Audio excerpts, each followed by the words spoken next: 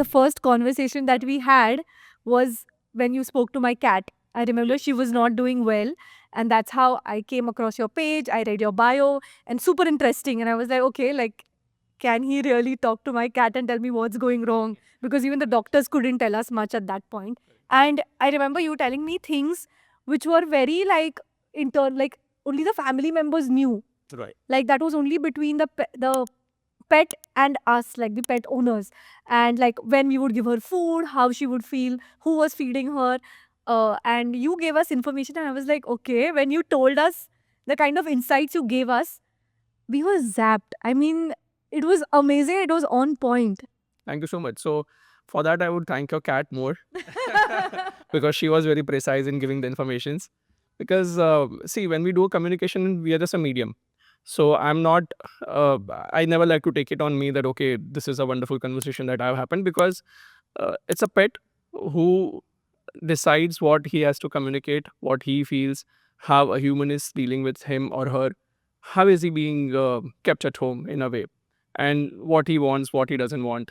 So all this information is what they see, they perceive, and of course they do listen, they observe.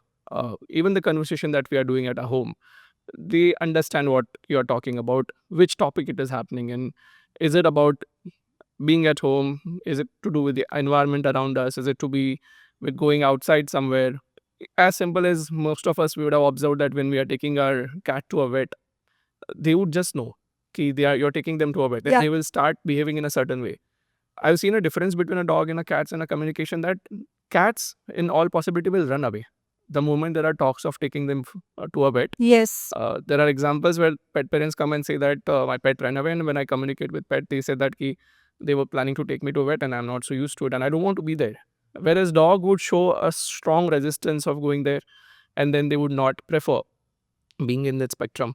So the cats and dogs, they have their own way of communicating, but they do are aware of what event and what activity you're going to do with them. So, Wow. yeah. But you know so मैंने आपके साथ जब वो call किया, I was like कि हाँ ठीक है, मतलब यू टोल्ड अस इन्फॉर्मेशन, वो अप्लाई भी किया. I saw a lot of change in Hejus behaviour. My cat, Hejus my cat. So I saw a lot of change in her behavior and everything. I went by whatever you said, but somewhere my mind still has questions about, does this really happen?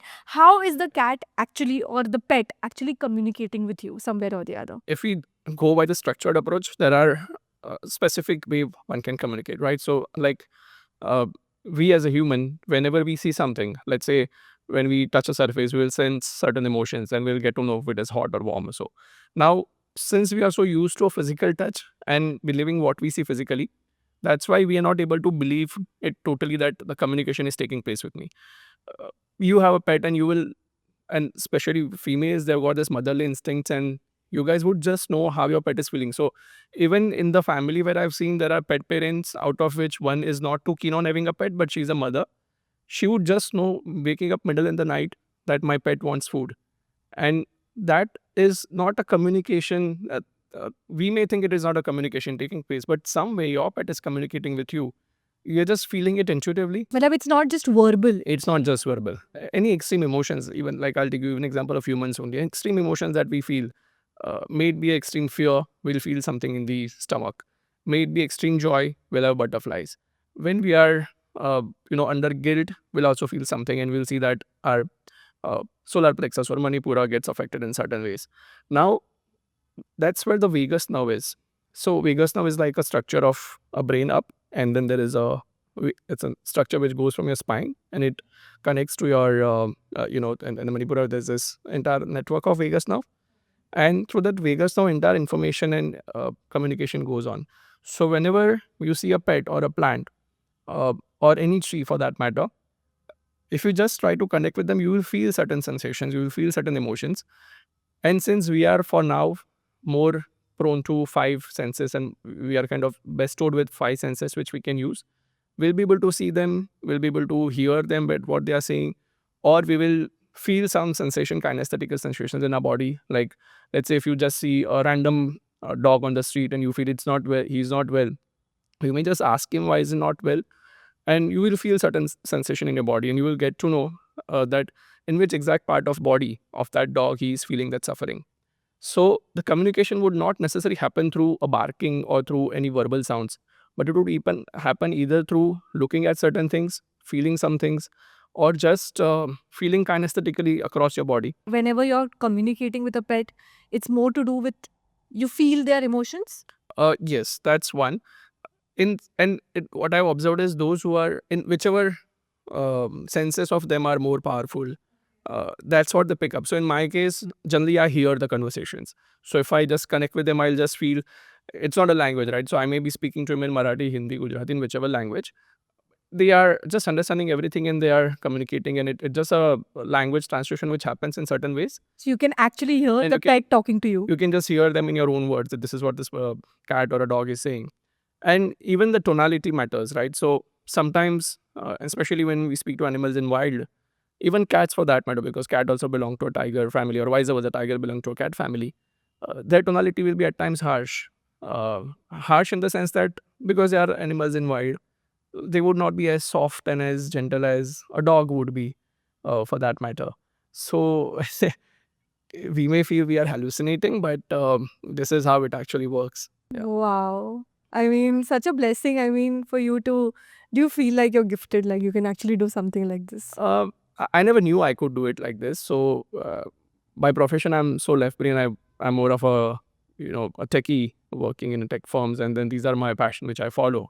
So this is more like when I went for the first when I experienced communication for the first time. It was like, okay, this is something.